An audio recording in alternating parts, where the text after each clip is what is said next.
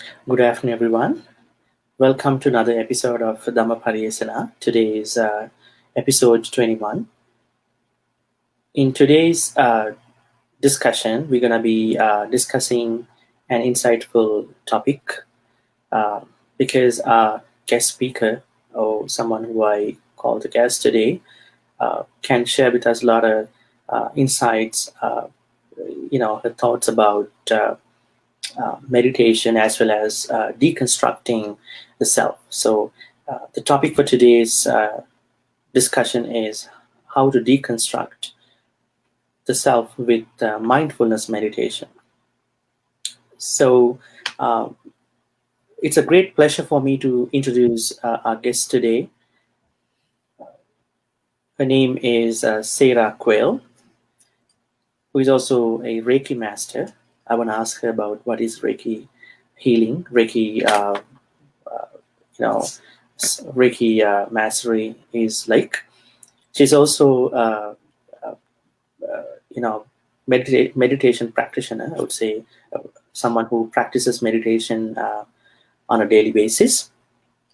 She is from Ottawa, and she has earned a Bachelor's of Arts degree in English and History uh, from the University of Ottawa, as well as another BA degree.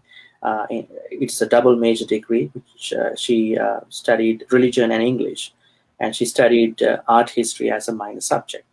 So I think uh, she's a perfect fit for today's discussion, and I would like to ask her some mind-boggling questions about meditation as well as how to deconstruct the self with meditation, because deconstructing part is a big thing for all of us. I think a lot of people, they like some of the special words when we talk about spiritual subjects, like uh, de-automatization, in today's talk we will talk about deconstruction. So I think they are really nice ways to understand the subject. Okay, so please join me in welcoming Sarah Quayle. Sarah, thank you for coming in, and thank you. And may I start the discussion with a prayer? Sukhi Hotu. May you be well and happy. Sarah, my first question to you is, what is mindfulness, and meditation to you? hmm well, my mindfulness and meditation for me is really entering into this state of oneness with the present moment. So it's the ability to cultivate this deep inner peace with ease, essentially. And I believe that meditation really allows you to detach from the outside world and outside circumstances in order to return to the self. Oh, that's a great way of looking at meditation. So meditation leads us to mindfulness, right? Yeah, Okay, exactly. so how do you view deconstruction to the subject? How do we connect deconstruction to mindfulness and meditation subject? Well, I believe that deconstructing the self is really just detaching from the ego and egoic situations. So, really, just any external factors around you, and meditation, clearing your mind, really allows you to do that more easily. Um, but essentially, I feel like deconstructing the self is deconstructing all of these things that we attribute to being human and bringing us just to an essential place of being. Mhm. And do you figure out deconstruction is easy for ourselves? I don't think so, no. Is self something like tameable, or is it something really wild? It's What? definitely something attainable. I do think it takes a certain amount of mindfulness practice and dedication to that in order to achieve it. I think maybe the average person that doesn't meditate or doesn't consider those factors might have a little bit more of a difficult time detaching from the self and detaching from especially situations that are happening around them and that they feel attached to. Okay, we'll be looking into that later. Mhm. What about your meditation, practice? How did you get into your meditation? And tell me a little bit about your history of your meditation. Mhm. Well, I would say I first got into meditation in university when I started to develop my spiritual practice. And at that time, I spent some time living in Thailand, and I had always been drawn to more Eastern traditions and Eastern practices. So that was my first kind of experience with meditation there. Um, and aside from that, then I started to integrate some of the meditation practices that I had learned there into my daily life. Could you name a couple of them? Yeah, one of them is just a very basic breath meditation. So following the breath through the body in order to clear the mind. And that was the one that I was drawn to kind of the most and felt the most connected to. And after that, then you and I met, and I started to meditate with you and learn a few different meditation practices. One being the walking meditation, which is one I now have integrated and incorporated into my daily routines, which is really interesting because that was something I had not been exposed to prior to our meeting. Interesting. So, how long you been in Thailand? Like investigating your spirituality or other things? I was there for a few months. I was doing some volunteering and backpacking, and yeah, just kind Oh, great. The of nice thing is that the three discovery. three people that I've been interviewing so far, they all mentioned Thailand.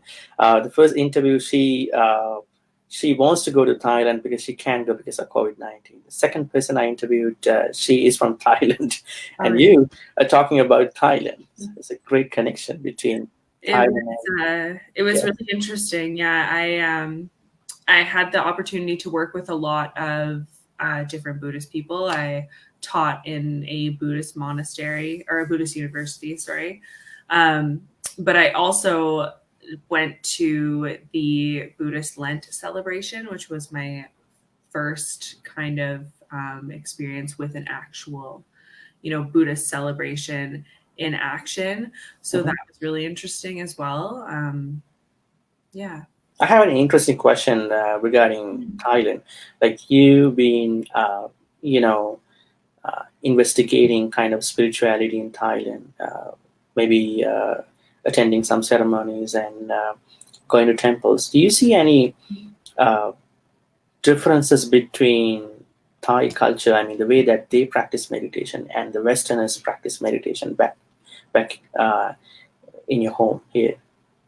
I think that at least what I've encountered is that people here definitely have a different perception of what meditation needs to be, and often think that it's, and it can be this really silent, like still practice. But from being there and experiencing like the chanting and the movement that exists within meditation, was really interesting. And I think that that's something that is kind of missing from the Western perception, or at least the Western perception en masse.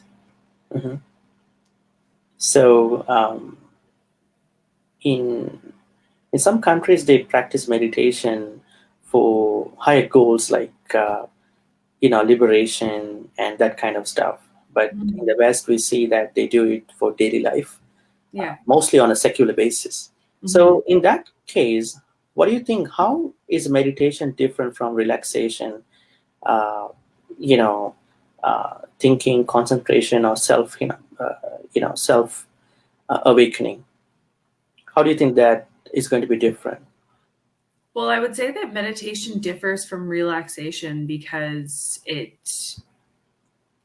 relaxation doesn't always necessarily mean relaxing your mind, or at least it doesn't, I don't think, for the average person. I think it's more so relaxing the physical, whereas meditation truly is either emptying your mind of thoughts or focusing your mind on one goal or one thought pattern. So in that way, I think it's really different because it isn't always relaxing in the beginning, because it's focused. It takes an amount of focus to be able to do it. Well, that's a good point. Like when you say emptying the mind, and what do you think between emptying the mind and mindfulness? Somebody's trying to fill the mind with something. That's the way of looking at it. Emptying the mind and being mindful. So mindfulness, trying to fill the mind with something else. So how do you draw the line between these two contexts? Well, I think that mindfulness, proceeds emptying the mind. And I think that the first task really is to empty the mind of thoughts before you can achieve that mindfulness. Yeah. So it is not literal. So that means there's a different way of filling the mind up with good, wholesome thoughts. Exactly. Right. I think what we have in mind, they are energies. So you can destroy energies. You are trying to transform, negative energies into, I think, positive energies. So yeah, emptying those negative energies. and releasing those, negative spiraling thoughts that tend to come in when you are trying to relax or meditate or be still. So, yeah, just Great. releasing yourself. Great. What is your advice about a good time to meditate? Do you have a good time to meditate? What have you learned about the time? Because some people try to, struggle about the time. Is it the morning time?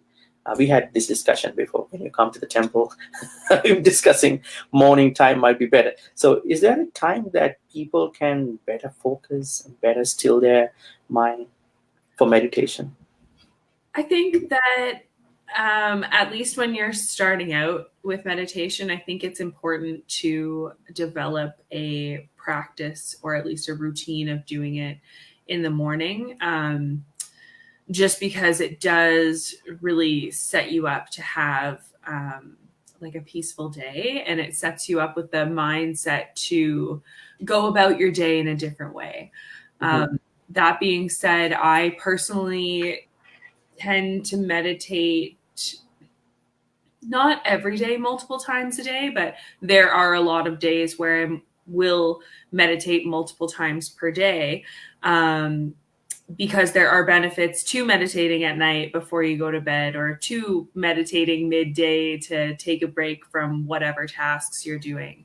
I also see a lot of value in active meditation, such as the walking meditation and meditating while I'm working out or doing something physical. So there are a lot of times throughout my day that I am meditating, but overall, I would say developing a morning practice is quite beneficial, especially in the beginning.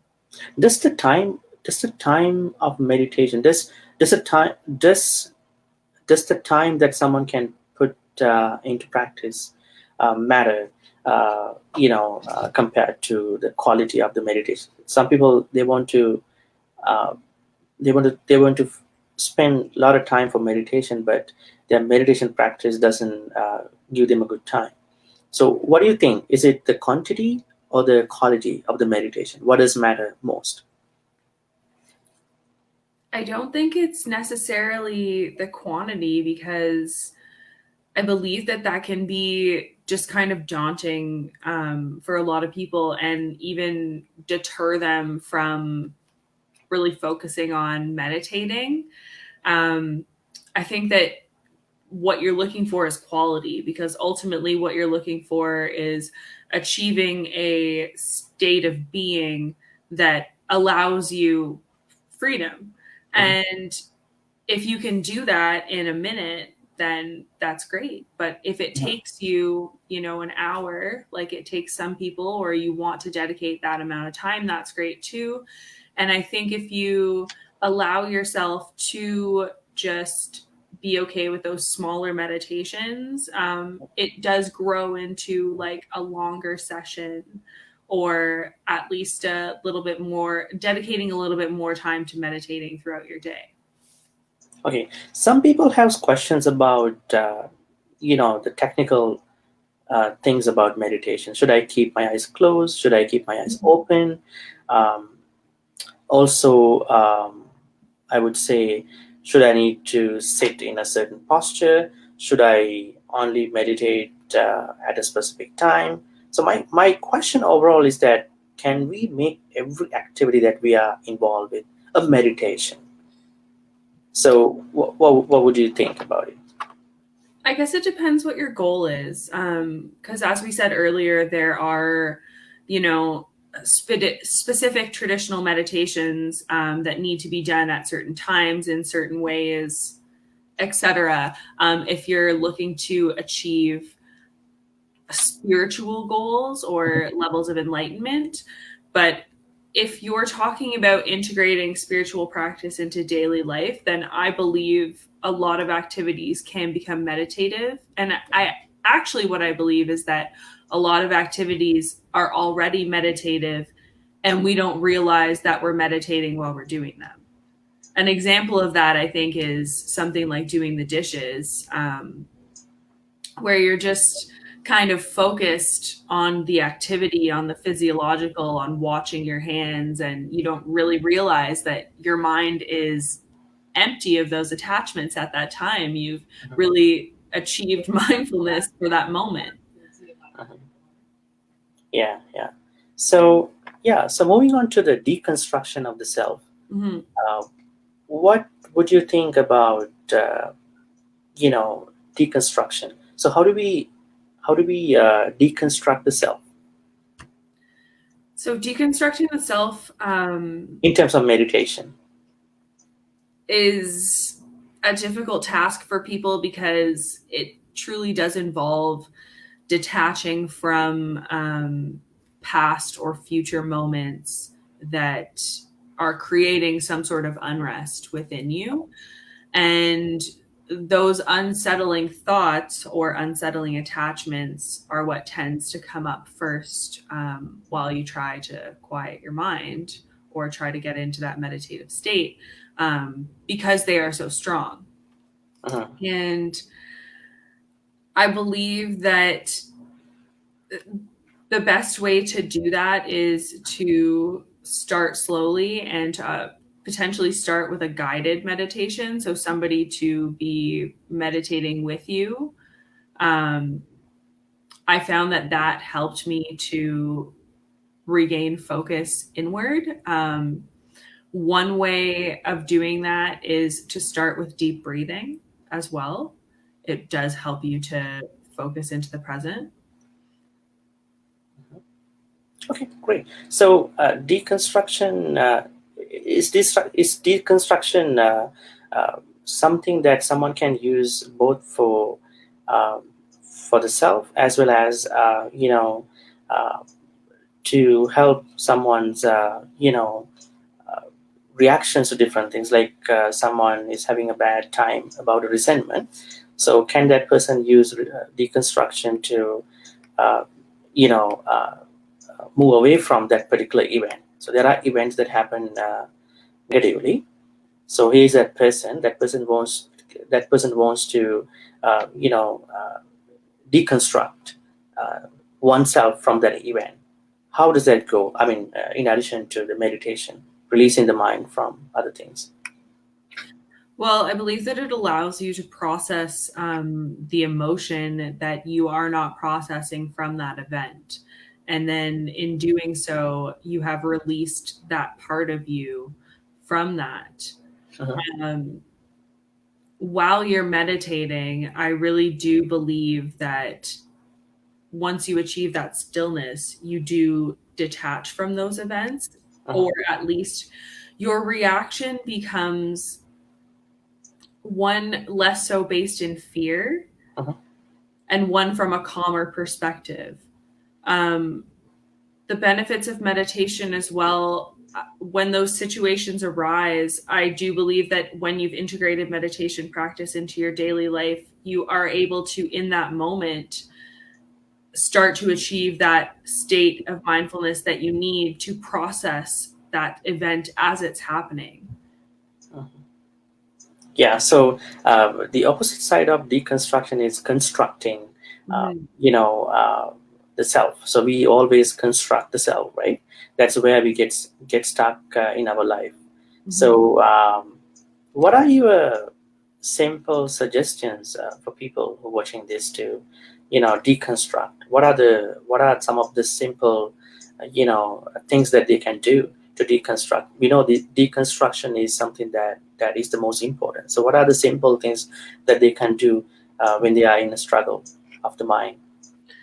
Well, I would say that when you're trying to process the event, one good tool is to use writing as well as meditation to detach from that event, because you're releasing it in some way from your body.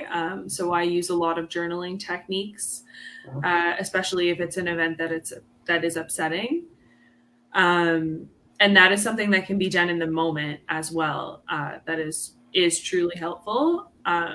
That, as well as incorporating daily meditative practices such as deep breathing, will also help you to detach from those events and to process those events.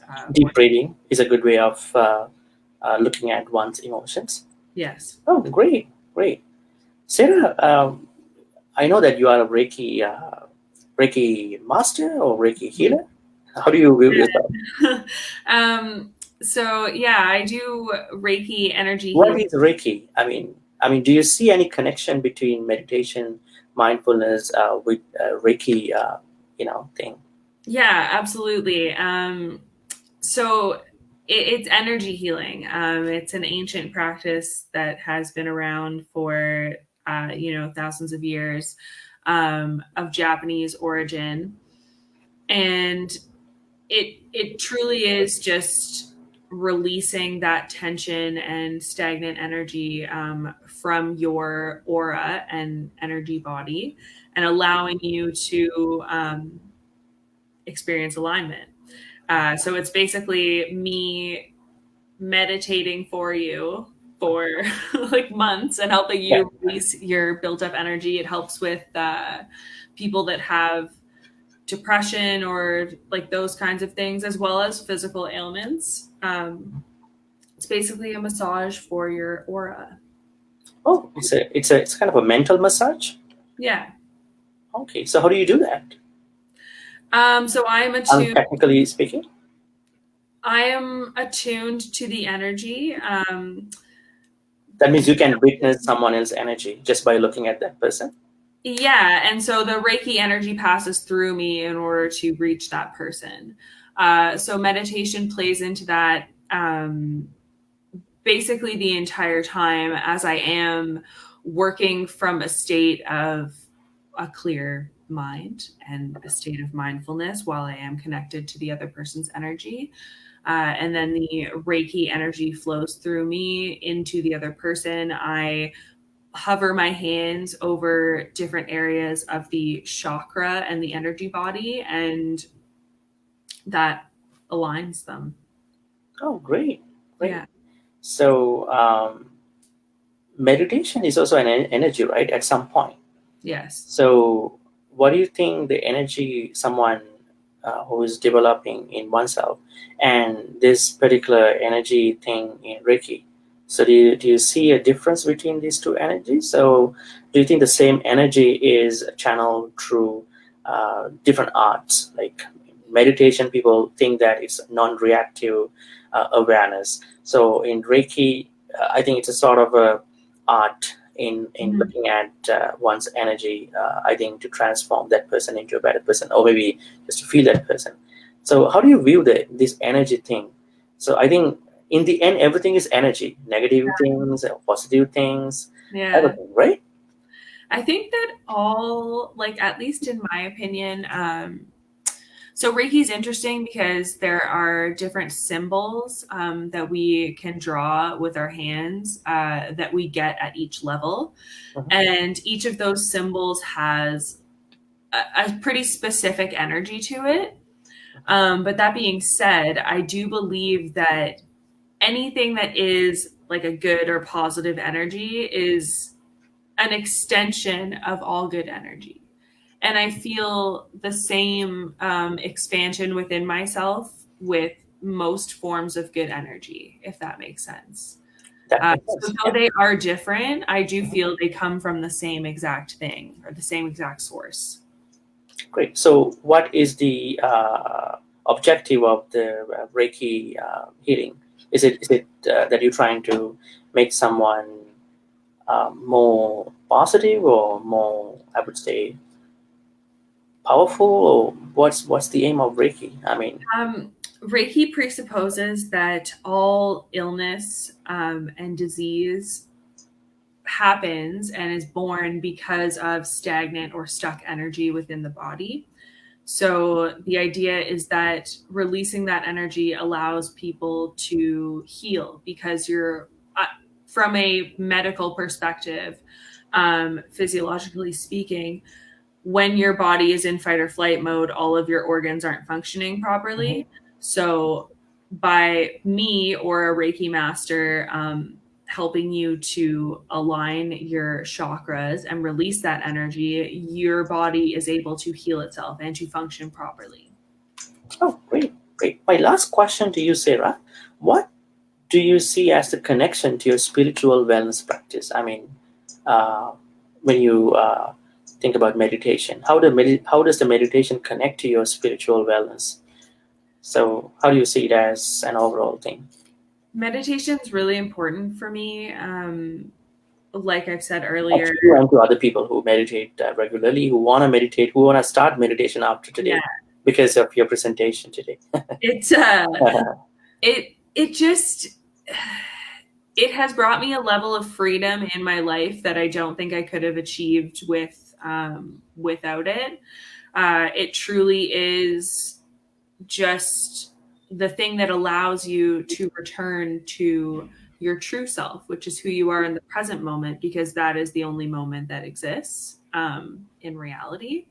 And meditation just brings me so much peace that, like I said, I do it multiple times per day most of the time, just to, free myself from the constraints of attachment that humans feel. And it is part of our journey, but the meditation is relief. It's medicine, in my opinion.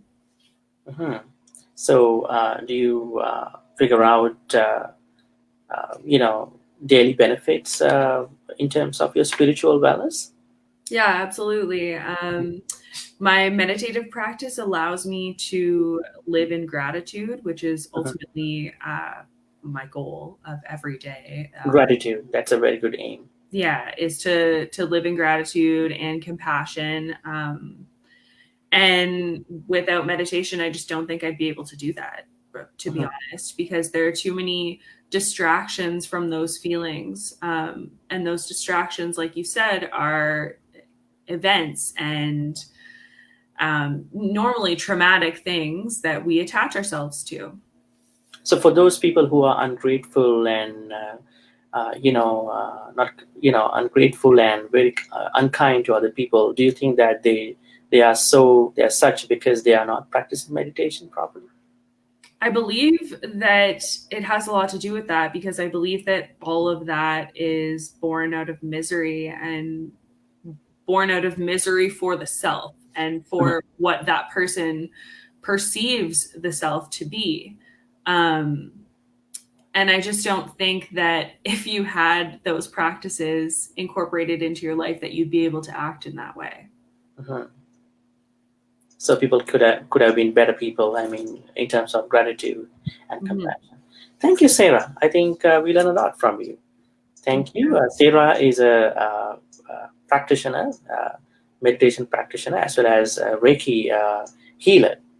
And she has been practicing meditation daily and for months and years. I hope that she will deepen her practice, as well as for you, those who've been watching this discussion.